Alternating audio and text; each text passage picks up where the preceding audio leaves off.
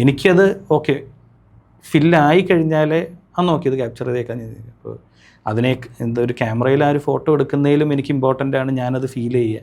എപ്പോഴും അച്ഛൻ എങ്ങനെ ഈ കഥാപാത്രങ്ങളെ ഉണ്ടാക്കി എന്നുള്ളതാണ് കൂടുതൽ ചിന്തിക്കുക. അതിൻ്റെ ഏറ്റവും രസമുള്ള കാര്യം എന്താ വെച്ചാൽ നമ്മുടെ ഫ്രെയിമിൽ വന്നു പോകുന്നൊരു ചെറിയ കഥാപാത്രത്തിന് പോലും അച്ഛന് അയാളുടെ ജന്മം മുതൽ മരണം വരെയുള്ള കഥയുണ്ട്.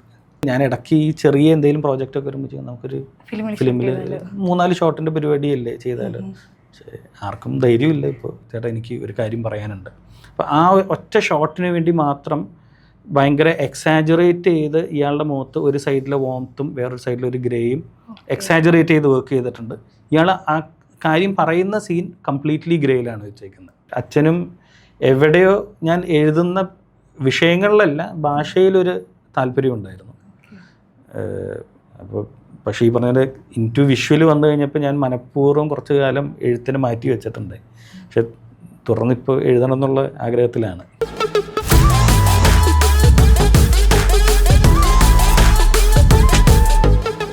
വൺ ലൈനിൽ ഇന്ന് നമ്മുടെ കൂടെ ജോയിൻ ചെയ്യുന്നത് സിനിമാറ്റോഗ്രാഫർ ഹരികൃഷ്ണൻ ലോഹിതദാസ് ആണ്.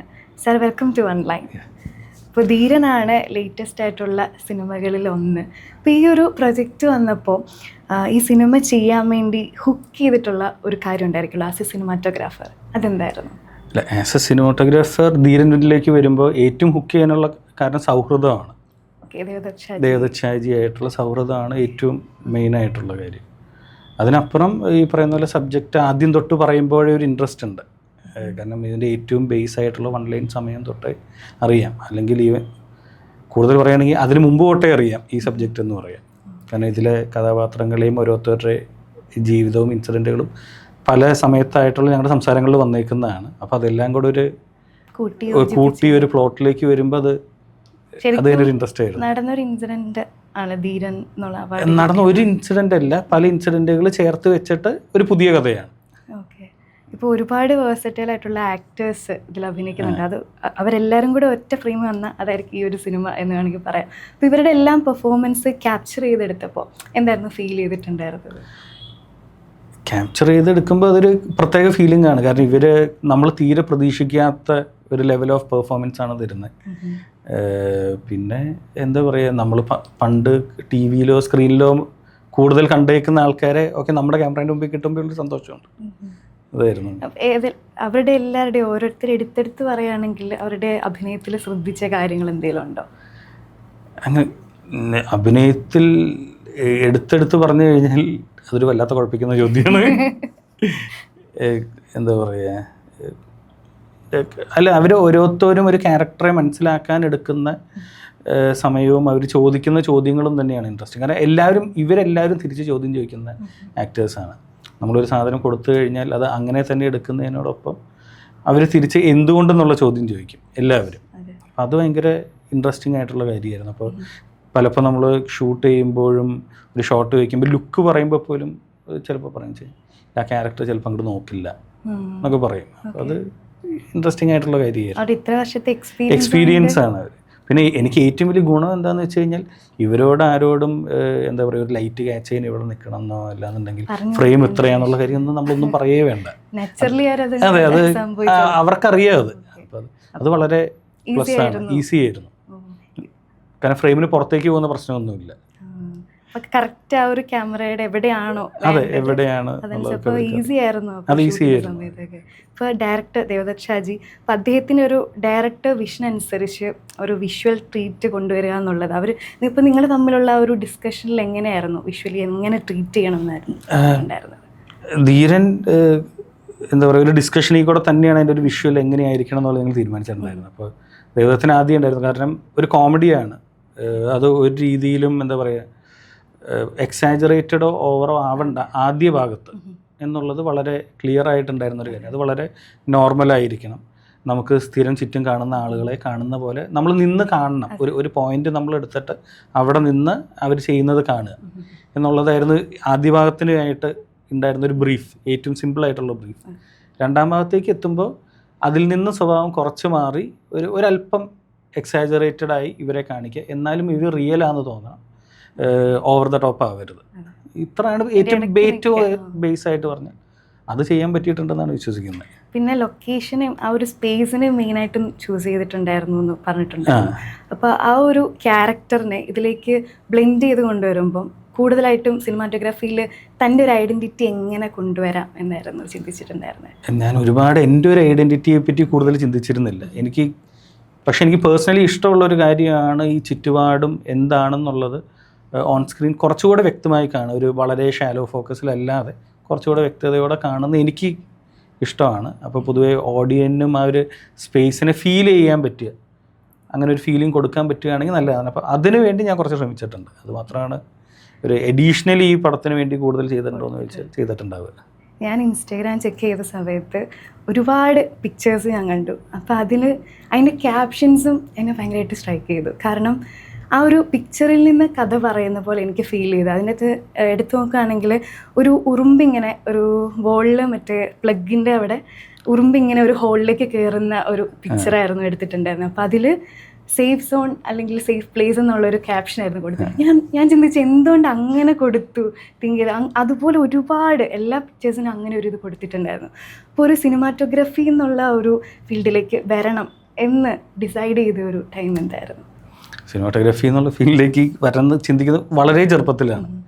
എന്താ പറയുക, ഒരു 4ാം ക്ലാസ്സിലൊക്കെ പഠിക്കുന്ന പ്രായത്തിലാണ് ഒരു ക്യാമറാമാൻ ആയാൽ കൊള്ളാം എന്നുള്ളൊരു ഫീൽ വരുന്നത്. അതിനു മുമ്പ് ഈ പറയുന്ന പോലെ മറ്റു പല ആഗ്രഹങ്ങളൊക്കെ ആയിരുന്നു. പക്ഷേ ഒരു 4ാം ക്ലാസ് സമയം തൊട്ടുണ്ട്. പക്ഷെ അത് കൂടുതലും ഈ പറയുന്ന പോലെ ഇവർ ചെയ്യുന്ന കാര്യങ്ങൾ കണ്ടും, കാരണം ഞാൻ സെറ്റുകൾ കണ്ടിട്ടുണ്ട്, അത് കണ്ടിട്ടുള്ളതാണ്. അതിന് ശേഷമാണ് കുറച്ചുകൂടെ ഇവർ ചെയ്യുന്നത് എന്താണെന്നും ഇങ്ങനൊരു വിഷ്വൽ ലാംഗ്വേജും ഇതെല്ലാം മനസ്സിലായി വരുന്നത്. അപ്പോൾ പിന്നെ എന്താ പറയുക, പലതും ഞാൻ പഠിച്ചെടുത്താണ് അതിന് ശേഷം. ഇപ്പോൾ ഇതിൽ വിഷ്വലി സ്റ്റോറി ടെല്ലിങ് ഞാൻ പറഞ്ഞ പോലെ പിക്ചറിലൂടെ എല്ലാം വിഷ്വലി സ്റ്റോറി ടെല്ലിങ് നടത്തിക്കൊണ്ടിരിക്കുകയാണ്. അപ്പോൾ ഈ ഒരു സിനിമയിൽ, ധീരൻ എന്നുള്ള സിനിമയിൽ അതെങ്ങനെ അഡാപ്റ്റ് ചെയ്യാൻ പറ്റി? ധീരനിലുള്ള സിനിമയിലേക്ക് വരുമ്പോൾ പല സ്ഥലത്തും വളരെ സട്ടിലായിട്ടാണ് വർക്ക് ചെയ്തേക്കുന്നത്. നമ്മൾ കൂടുതലും നമ്മളെ എടുത്തറിയരുത് എന്ന് ചിന്തിച്ചാണ് വർക്ക് ചെയ്തേക്കുന്നത്. അപ്പോൾ ഒരു സ്പെഷ്യലി ഒരു ഡയലോഗിന് വേണ്ടിയുള്ള ഒരു ചാർജോ അല്ലെങ്കിൽ ഒരു വലിയ മൂവ്മെൻറ്റുകളൊന്നും ഒരുപാട് ചെയ്തിട്ടില്ല. പക്ഷെ വളരെ ലൈറ്റായിട്ട് ഈ ലൈറ്റിങ്ങിലൊക്കെ ചില പോയിന്റുകളിൽ വർക്ക് ചെയ്തിട്ടുണ്ട്. ഇപ്പോൾ എസ്പെഷ്യലി ഒരു സീക്വൻസ് ഒക്കെ ചോദിക്കുകയാണെന്നെനിക്ക് പറയാം, ഇതിൽ സിദ്ധാർത്ഥ് ഭരതൻ പുള്ളി ചെയ്ത ക്യാരക്ടറും രാജേഷേട്ടൻ ചെയ്ത ക്യാരക്ടറും കൂടെ ഇവർ നടന്നു വന്നിട്ട് ഇയാളുടെ മനസ്സിനകത്തുള്ള ഒരു കാര്യം പറയുന്ന ഒരു സീനുണ്ട്, ഒരു വഴിയിലൂടെ നടന്നു വന്ന്. അപ്പോൾ അത് ഇവിടെയാണ് ഇയാളിത് ഡിസ്ക്ലോസ് ചെയ്യുന്നത്. അപ്പോൾ ഈ നടന്നു വരുന്ന വഴി വരെ എന്താ പറയുക, ഒരു ഗോൾഡൻ വോം, ഇവരുടെ ഒരു വോം സൈഡാണ് കാണിച്ചു പോരുന്നത്. അതിനുശേഷം ഇയാൾ നിന്നിട്ട് ആ ക്യാരക്ടറിനോട് പറയുന്നുണ്ട്, ചേട്ടാ എനിക്ക് ഒരു കാര്യം പറയാനുണ്ട്.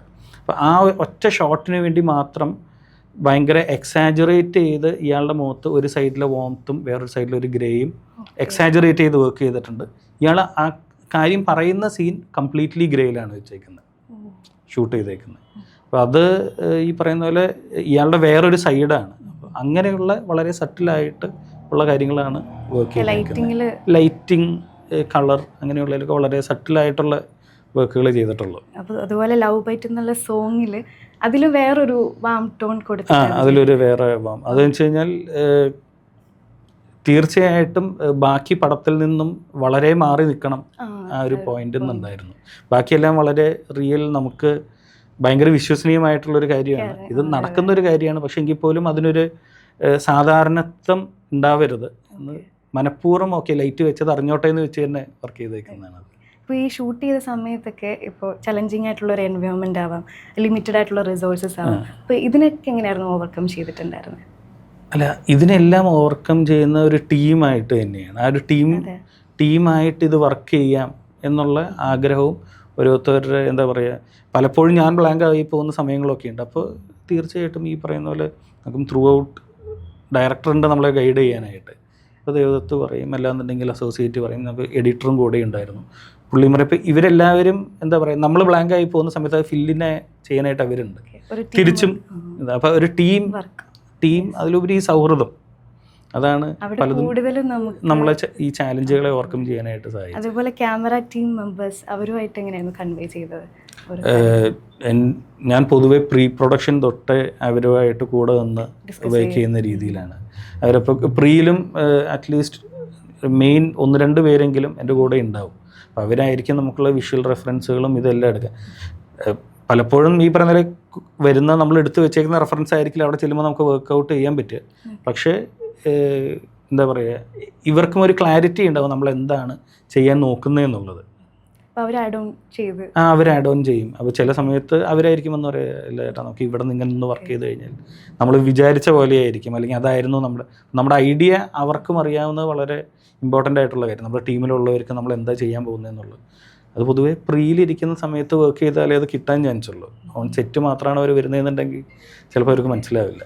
ഇപ്പോൾ നമ്മൾ പറയാറില്ലേ, ഇപ്പോൾ നാച്ചുറലി ഇപ്പോൾ എൻവയോൺമെൻറ്റ് നമ്മളായിട്ടൊന്നും ചെയ്യണ്ട, എൻവയോൺമെൻറ്റ് തന്നെ നമുക്കൊരു ഫ്രെയിം അല്ലെങ്കിൽ മുന്നിൽ സെറ്റ് ചെയ്ത് വെച്ചിരിക്കും. അങ്ങനെ ഏതെങ്കിലും ഈ സിനിമ എന്നല്ല, അങ്ങനെ ഒരു മൊമെൻറ്റ് ഭയങ്കരമായിട്ട് ബ്ലെസ്ഡ് ആയിട്ടുള്ളൊരു മൊമെൻറ്റ് വന്നിട്ടുണ്ടോ? പലപ്പോഴും സംഭവിക്കുന്ന കാര്യം അതെന്ന് വെച്ച് കഴിഞ്ഞാൽ നമുക്ക് 1 ഷോട്ടോ 2 ഷോട്ടോ മാത്രം എടുക്കേണ്ട സമയങ്ങളിൽ ആ ബ്ലെസ്ഡ് ആയിട്ട് നമുക്ക് കിട്ടുന്ന മൊമെൻറ്റുകൾ നമുക്ക് ഉപയോഗിക്കാൻ പറ്റും. അത് ചിലപ്പോൾ ഈ പറയുന്ന പോലെ ഒരു ഈവനിങ് ആറിലോ ഗോൾഡൻ ആറിലോ ഒക്കെ വരുന്ന സമയത്ത് അങ്ങനെ കിട്ടാറുണ്ട്. ഇപ്പോൾ ധീരനിലും കുറച്ച് സിലുവേറ്റ് ഷോട്ടുകൾ ഞാൻ അങ്ങനെയുള്ള സമയങ്ങളിൽ ഷൂട്ട് ചെയ്തതാണ്. കാരണം തമിഴ്നാട്ടിൽ ഷൂട്ട് ചെയ്യുമ്പോൾ അതുപോലത്തെ വൈഡായിട്ടുള്ള സ്കൈയും നല്ല ഷേപ്പുകളും എല്ലാം കിട്ടുന്ന സമയങ്ങളുണ്ടായിരുന്നു. പക്ഷേ ഈ പറയുന്ന പോലെ അത് നമ്മുടെ സിനിമയുടെ ഒരു സ്വഭാവം വെച്ച് പെട്ടെന്ന് കുറച്ചധികം നേരത്തേക്ക് ഷൂട്ട് ചെയ്യേണ്ടി വരും. അത് ആ ഒരു മൊമെൻറ്റിൽ ഇത് ഉണ്ടാവുള്ളൂ. അപ്പോൾ 1 ഷോട്ടോ 2 ഷോട്ടോ ഒക്കെ എടുക്കേണ്ട സമയങ്ങളാണെന്നുണ്ടെങ്കിൽ അത് ഉപയോഗിക്കാൻ പറ്റും. പലപ്പോഴും നമുക്ക് ഉപയോഗിക്കാൻ പറ്റുന്നില്ലല്ലോ എന്നുള്ള സങ്കടമാണ് കൂടുതലുണ്ടാവുക. ഒരു ബ്ലെസ്ഡ് മൊമെൻറ്റ് നമുക്ക് മുമ്പിലുണ്ടാവും, പക്ഷേ അത് സിനിമ അതിൻ്റെ ഒരു കണ്ടിന്യൂറ്റി കിട്ടില്ല എന്നുള്ള കാരണം കൊണ്ട് അത് യൂസ് ചെയ്യാതെ നമ്മൾ വിടേണ്ടി വരും. അല്ല, അങ്ങനെ നമുക്കൊരു കുറേ സാധനങ്ങൾ അങ്ങനെ എടുത്തു വെച്ചിട്ടുള്ളത് കാണുമല്ലോ, ഒരു ഹോൾഡറിൽ കാണുമോ? അങ്ങനെ ഞാൻ എൻ്റെ പേഴ്സണലി ഒരു കാര്യം, ഞാൻ ഏറ്റവും ആദ്യം ക്യാമറയിൽ കൂടെ കാണാൻ ചിന്തിക്കാത്ത വ്യക്തിയാണ്. ഇപ്പം എൻ്റെ ഫോണിലെടുത്ത് നോക്കിയാലും ഞാൻ വളരെ കുറച്ച് ഫോട്ടോ ക്ലിക്ക് ചെയ്തിട്ടുണ്ടാവുള്ളൂ. ഞാൻ കൊണ്ട് നടക്കുന്ന ക്യാമറയാണെങ്കിലും വളരെ കുറച്ച് ലൈഫ് മറ്റേ ഷട്ടർ സൈക്കിൾ ഇതിന് പോയിട്ടുള്ളൂ.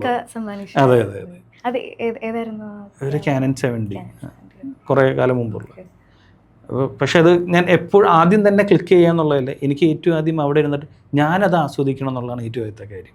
ഒരു മൊമെൻറ്റ് എനിക്കത് ഓക്കെ ഫില്ലായി കഴിഞ്ഞാലേ നോക്കിയത് ക്യാപ്ചർ ചെയ്തേക്കാൻ.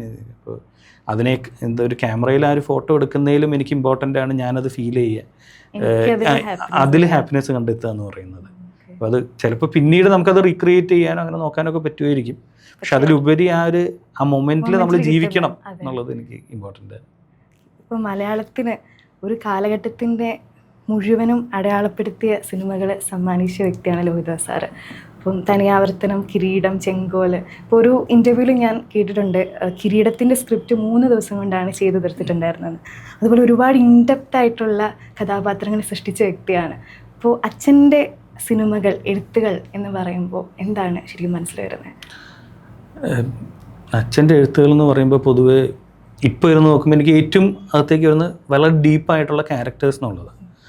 അത് എന്താ പറയുക, ഇപ്പോൾ ഞങ്ങൾ ഇരുന്ന് ചിന്തിക്കുമ്പോൾ അല്ലെങ്കിൽ ഒരു സ്ക്രിപ്റ്റ് വായിക്കുമ്പോൾ നമ്മൾ എന്തെങ്കിലും ഐഡിയ വരുമ്പോഴൊക്കെ എപ്പോഴും അച്ഛൻ എങ്ങനെ ഈ കഥാപാത്രങ്ങളെ ഉണ്ടാക്കി എന്നുള്ളതാണ് കൂടുതൽ ചിന്തിക്കുക. അതിൻ്റെ ഏറ്റവും രസമുള്ള കാര്യം എന്താ വെച്ചാൽ നമ്മുടെ ഫ്രെയിമിൽ വന്നു പോകുന്ന ഒരു ചെറിയ കഥാപാത്രത്തിന് പോലും അച്ഛന് അയാളുടെ ജന്മം മുതൽ മരണം വരെയുള്ള കഥയുണ്ട്.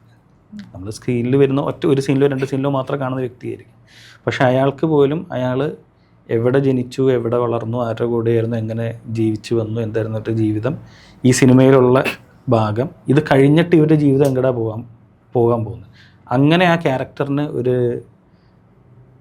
ലൈഫ്, ഒരു ആർക്ക് ഉണ്ടാക്കിയിട്ടുണ്ടാവും. എന്നിട്ടേ ആ കഥാപാത്രത്തെ ഇതിലേക്ക് വെക്കുകയുള്ളൂ. അപ്പോൾ അതുപോലെ ഓരോ ക്യാരക്ടേഴ്സിനെയും അത്രയും ഡീറ്റെയിൽ ആയിട്ട് വർക്ക് ചെയ്തേക്കുന്നതായിരിക്കും. അപ്പോൾ പലപ്പോഴും എന്താ പറയുക, ഇപ്പോൾ ഇന്നും വിമർശിച്ചൊക്കെ കാണുന്ന ഇതുകളെ ചില ഇതുകളിലെ അടിക്കുന്നത് അല്ലെങ്കിൽ ഇതൊക്കെ പറയുന്ന വിമർശിച്ചും കണ്ടേക്കുന്നത്.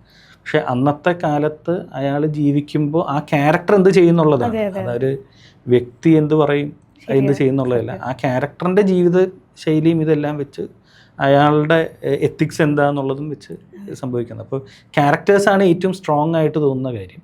പിന്നെ ആണ് അതിൽ പറയുന്ന വിഷയങ്ങളെ പറ്റി വരിക, സംസാരിക്കുന്നത്. സംസാരിക്കുന്ന വിഷയത്തിനെ പറ്റി വരിക. അത് എപ്പോഴും അച്ഛൻ വർക്ക് ചെയ്യുമ്പോൾ അച്ഛന് അകത്ത് ഏറ്റവും സന്തോഷം തന്നതിനേക്കാളും ഒരു നൊമ്പരം നിലനിർത്തുന്ന വിഷയങ്ങളാണ് കൂടുതലും. കാരണം സ്വന്തം ഉള്ളിൽ തോന്നുന്ന നൊമ്പരമാണ് പുറത്തേക്ക് വരുന്നത്. നമ്മളെ ഒരുപാട് കരയിപ്പിക്കുന്ന ക്യാരക്ടേഴ്സാണ് നമുക്ക് കൂടുതലും മനസ്സിൽ നിൽക്കുന്നത്. അപ്പോൾ സാറിൻ്റെ ലൈഫിൽ നിന്നാണ്, സാറിൻ്റെ അനുഭവങ്ങളിൽ നിന്നാണ് ഓരോ ക്യാരക്ടർ ഉരുത്തിരിഞ്ഞിരിക്കുന്നതെന്ന് ജോൺ പോൾ സാറിൻ്റെ ഒരു ഇതിൽ ഞാൻ വായിച്ചിട്ടുണ്ടായിരുന്നു. അപ്പോൾ ഇപ്പോഴും ഒരുപാട് സ്ക്രിപ്റ്റുകൾ കംപ്ലീറ്റ് ആയിട്ട് ഇരിപ്പുണ്ട്. അപ്പോൾ ഇനി അത് സിനിമയായിട്ട് വരാൻ ചാൻസ്? കംപ്ലീറ്റ് ആയിട്ട് സ്ക്രിപ്റ്റുകൾ ഒന്നും ഇരിക്കുന്നില്ല എന്നുള്ളതാണ് മെയിൻ കാര്യം. അത് എന്നാൽ 1-2 കഥകൾ കംപ്ലീറ്റ് ആയിട്ടുള്ള കഥകളുണ്ട്, അത് ഞങ്ങൾക്കറിയാവുന്നുണ്ട്. പക്ഷേ സ്ക്രിപ്റ്റുകളൊന്നും കംപ്ലീറ്റഡ് അല്ല, കംപ്ലീറ്റ് സ്ക്രിപ്റ്റുകളില്ല. അപ്പോൾ ഒരു സിനിമാറ്റോഗ്രഫി നല്ല ഒരു എഴുത്തിലോട്ടും അങ്ങനെ ഒരു അഭിനയം അല്ലെങ്കിൽ ഡയറക്ഷൻ അതിലേക്കൊന്ന് പോകണം എന്ന് തോന്നിയിട്ടുണ്ടോ?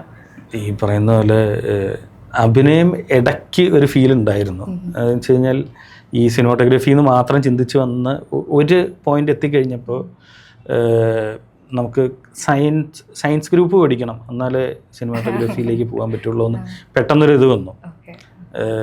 അപ്പോൾ അയ്യോ അത് ഇനിയിപ്പം നടക്കില്ലേ എന്ന് തോന്നിയ ഒരു 1-2 വർഷം മാത്രമാണ് എന്നാൽ ശരി ഒന്ന് അഭിനയിച്ചേക്കാം എന്ന് തോന്നി. അത് ആ ഒരു വളരെ ടെൻഡർ ഏജിലാണ്.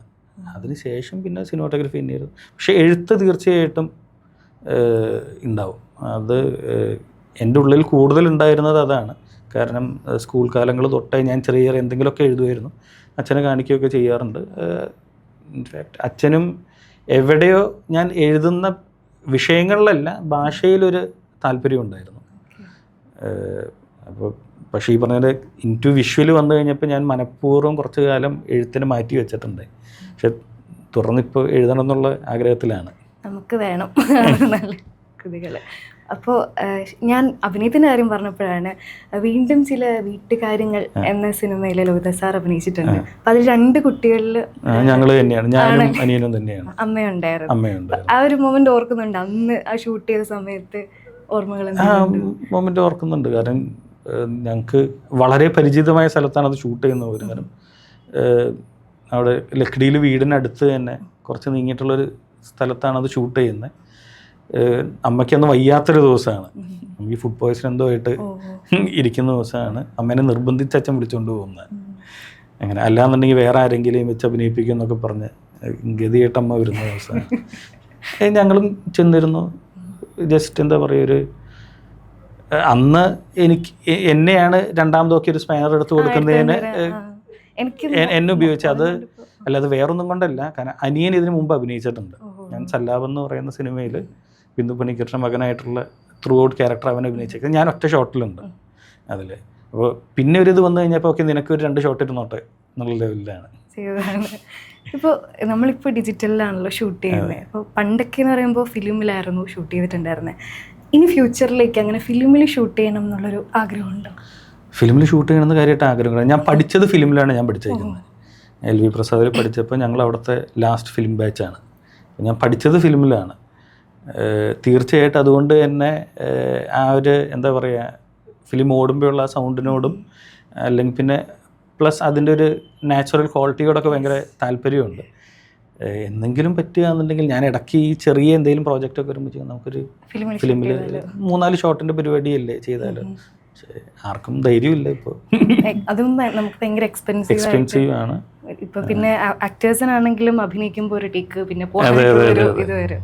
ഇപ്പോൾ ലാസ്റ്റായിട്ട് 1 ലൈനിൽ സാറിൻ്റെ ലൈഫിനെ പറയാൻ പറഞ്ഞാൽ എന്തായിരിക്കും? 1 ലൈനിൽ ലൈഫിനെ പറയാൻ പറഞ്ഞു കഴിഞ്ഞാൽ അത് ഭയങ്കര ബുദ്ധിമുട്ടുള്ള കാര്യമായി പോകും. ഒന്ന് ആലോചിക്കേണ്ടി വരും. എനിക്കൊരു ഏറ്റവും സിമ്പിളായിട്ട് തോന്നുന്ന കാര്യം ഒരു സ്ട്രഗിൾ ഉണ്ടാവുക. ആ സ്ട്രഗിൾ തന്നെയാണ് മുമ്പോട്ട് എന്താ പറയുക ജീവിക്കാനായിട്ടുള്ള പ്രേരണയും അതിനുള്ള ഊർജവും. സ്ട്രഗിൾ ഇല്ലാതെ ആയി കഴിഞ്ഞാൽ ഭയങ്കര സിമ്പിളായി പോകുന്നു, ബോറിംഗ് ആയി പോകും. അത് തന്നെയാണ് നമ്മൾ ഉദ്ദേശിച്ചത്. ഇപ്പോൾ ശരിക്കും ഇനി ഒരുപാട് വിഷ്വലി ഉള്ള ഫ്രെയിംസുകൾ നമ്മൾ പ്രതീക്ഷിക്കുന്നുണ്ട് ഇനി മലയാള സിനിമയ്ക്ക്. അതേപോലെ എഴുത്തുകളും അതനുസരിച്ച് നടക്കട്ടെ. Thank you so much. Thank you so much.